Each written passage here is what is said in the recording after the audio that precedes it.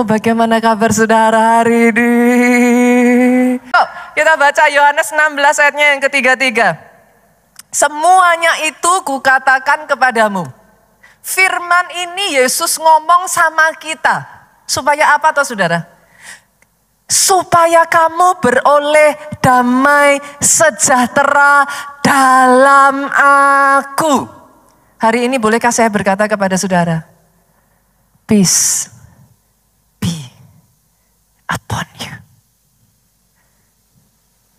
Boleh tangan saudara ditaruh di dada saudara. Katakan pada dirimu, peace be upon me. Damai sejahtera yang melampaui akal pikiran itu mengalir atas hidupmu. Aminnya yang paling keras. Saudara kalau mau tepuk tangan yang paling meriah buat Yesus Tuhan kita. Peace be upon you. Damai itu mengalir. Ayat ini belum berhenti dan berlanjut seperti ini, saudara. Dalam dunia kamu menderita penganiayaan. Kata penganiayaan di sini dalam bahasa Inggrisnya, saudara, itu disebut sebagai trouble. Artinya masalah. Bisa diartikan juga sebagai suffering, Bu. Artinya penderitaan. Tapi juga bisa diartikan sebagai tribulation. Apa itu Pak? Kesukaran besar. Pastor, what is your point? Poinnya apa Pastor? Apa yang Pastor maksudkan? Intinya sederhana kok Pak.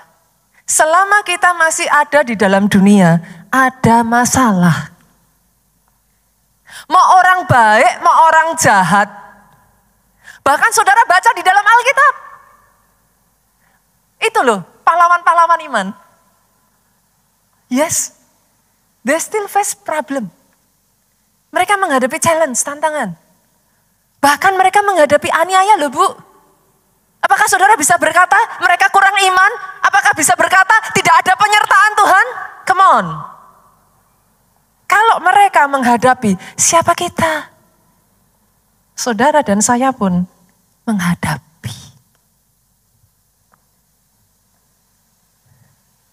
Kalau di dalam dunia ini memang sudah dikatakan selalu akan ada ini dan itu. Challenge, problem, masalah, suffering, tribulation, kesukaran besar. Terus kita pengen tahu Yesus ngomong apa berkenaan dengan itu. Apa sih pesan Yesus? Lihat ini saudara. Firman melanjutkan dengan mengatakan ini.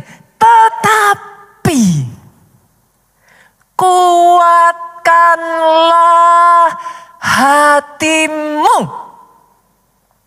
Menariknya, dalam bahasa Inggrisnya, terjemahan KJV, saudara. Ayat ini, kuatkanlah hatimu, itu bahasa Inggrisnya, be of good cheer. Jadi lain banget ya, saudara. Apa itu, Pastor? Bersukacitalah. Bergembiralah, tertawalah. What do you mean, Pastor? Sama-sama kita hidup, tetap ada masalah. Sama-sama loh Pak, harus ngadepin masalah. Yesus kasih pesan, bersukacita yuk, gembira yuk, tertawa yuk. What do you mean, Pastor? Are you crazy? Pastor udah gila ya. Ngadepin masalah kok disuruh bersukacita tertawa. Lah ya mau gimana Pak? Lah sama-sama saudara mau gak sukacita, saudara mau gloomy, ya masalah tetap ada. Jadi Yesus ngomong, sama-sama ngadepin masalah. Be of good cheer. Bersukacita. Bergembira. Tertawa. Kenapa saudara? Ketika saudara bersukacita, jiwamu jadi kuat. Halo? Ketika saudara bersukacita, tubuhmu jadi kuat. Loh, masalah akan terus ada, saudaraku. Sampai nanti kita pulang, meninggalkan dunia ini, masalah akan terus ada. Terus mau gimana? Pesan Yesus sederhana. Be of good cheer. Ketika kau bersuka cita, ayat ini gak berhenti sampai di situ. Yesus ngomong, disuruh bersuka cita, disuruh gembira, disuruh happy, disuruh tertawa. Kenapa? Karena ayat ini berlanjut. Lihat saudara, tetapi kuatkanlah hatimu. Aku telah mengalahkan dunia. Sementara kau belajar bersuka cita di dalam Tuhan, dia gak tinggal diam. Tangannya bergerak.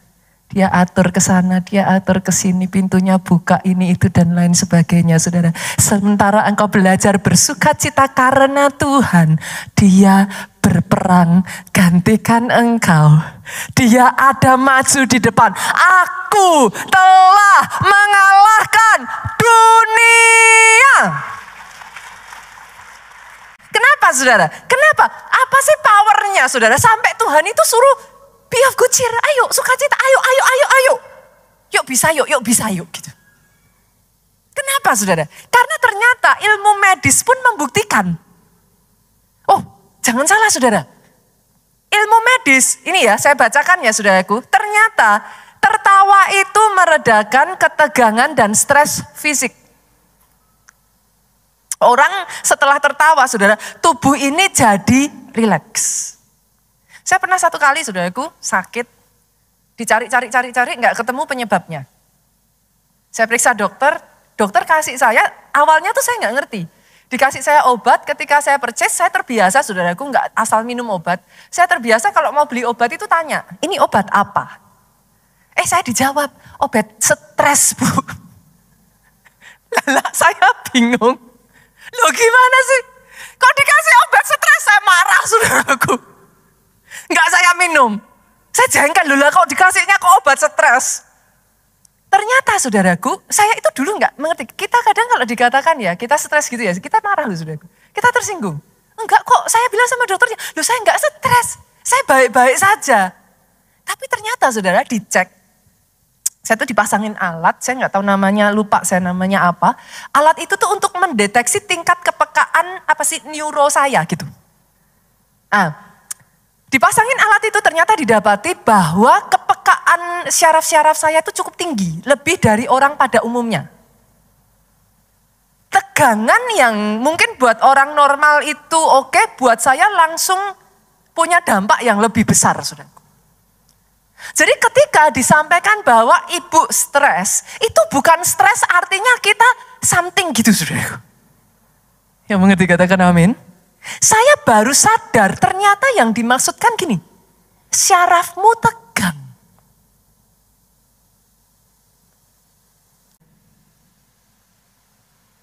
Banyak orang, saya pun ngalami saudara. Kadang tanpa kita sadari, apa yang terjadi membuat kita tegang. Tertawa, ternyata meredakan ketegangan. Amazing ya. Kita lihat lagi ya saudara, apa sih? Ternyata tertawa menurunkan hormon penyebab stres, membantu meningkatkan kekebalan tubuh. Saya tuh takjub loh saudara baca ini. Ternyata di dalam tertawa, itu saudara sudah punya yang namanya obat untuk kekebalan tubuh. Lanjut ya. Tertawa mendorong pelepasan hormon yang namanya endorfin. Membuat tubuh ini bahagia, saudara. Jadi positif. Bahkan, saudaraku, tertawa itu mengurangi rasa sakit. Dan meningkatkan kesehatan mental. Tertawa membantu mengontrol tingkat neurotransmitter serotonin. Apa itu? Yang serupa dengan obat antidepresan. Jadi Tuhan sudah membekali saudara dengan obat antidepresan alami. Yang mengerti katakan amin. Coba nih, masih belum berhenti, saya bacain lagi ya. Tertawa mengaktifkan banyak area di otak, sehingga meningkatkan kinerja pembuluh darah, melancarkan peredaran darah, sehingga sangat baik memelihara kesehatan jantung. Termasuk obat jantung loh saudaraku. Wow. Tertawa, saudara lihat saudaraku. Membakar kalori saudara. Nah mau langsing nih. 10-15 menit tertawa membakar 40 kalori saudaraku. Lagi yuk boleh. Senggol lagi kiri kanan. Ketawa.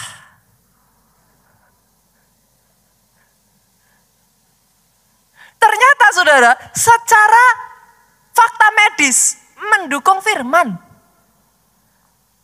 Kalau tadi kita lihat fakta medisnya, sekarang kita lihat firman. Firman ngomong apa tentang bahagia, gembira. Yuk, Amsal 17 ayat 22. Hati yang gembira adalah obat yang manjur, tetapi semangat yang patah mengeringkan.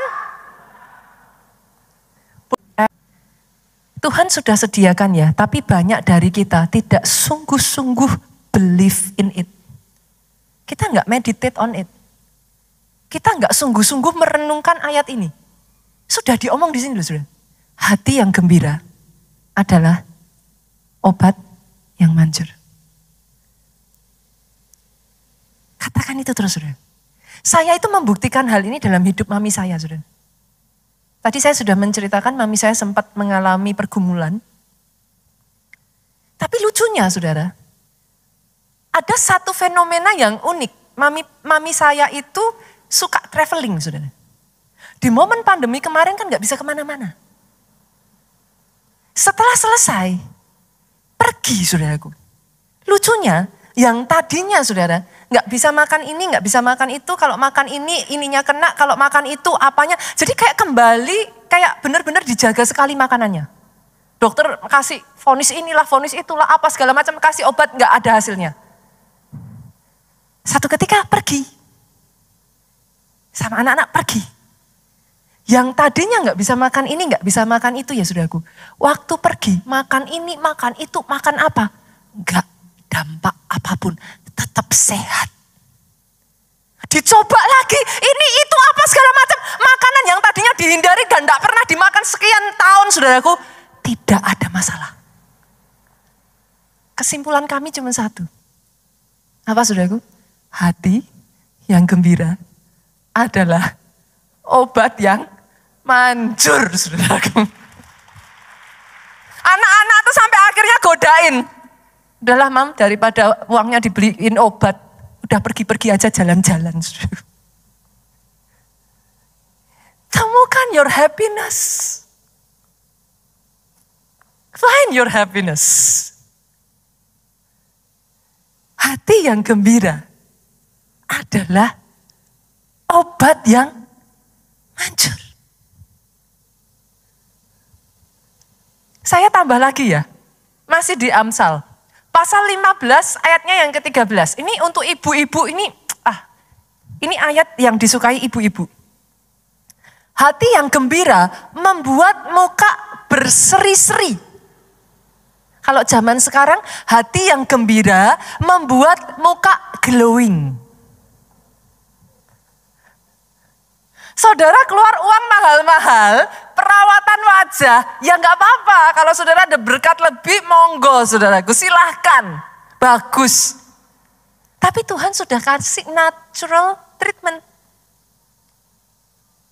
Hati yang gembira membuat wajah glowing. Ibu-ibu senggol kiri kanannya, mau glowing? Bersukacitalah. Karena orang ya saudaraku, orang yang sedih, ini lanjut lagi ya ayatnya ya. Amsal 15 ayatnya yang ke-15. Hati orang yang berkesusahan, hari orang yang berkesusahan buruk semua. Orang kalau sedih jujur loh saudaraku. Bener gak sih? Kayak apa-apa serba salah. Maka disebut harinya jadi buruk. Zaman sekarang bahasanya bad mood, bete. Apa-apa salah, apa-apa nggak benar.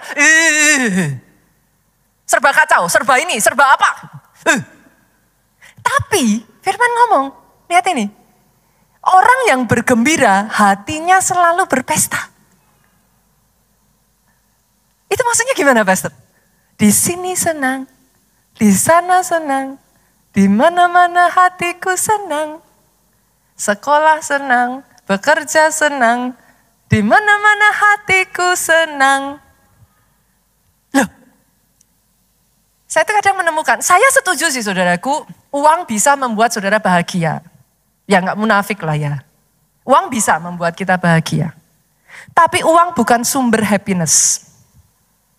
Sepakat dong? Sepakat ya? Pastor, punya rumah besar sama punya rumah kecil atau rumahnya baru kontrakan beda dong? Ya oke lah, saya setuju. Tapi saya banyak menemukan tuh orang yang rumahnya besar juga nggak jaminan hatinya happy itu, saudara. Malah yang happy ART-nya, saudara. Lah rumahnya enggak dipakai. Yang pakai ART-nya, saudara. Bapak ibu di mana? Kerja terus, kerja terus. Yang happy ART-nya. Pagi nyiramin tanaman udah siul-siul, saudara. Apa poinnya, Pastor? Loh, saya paham saudaraku. Saudara punya rumah besar, saudara punya mobil mewah, saudara punya semuanya. Oke lah.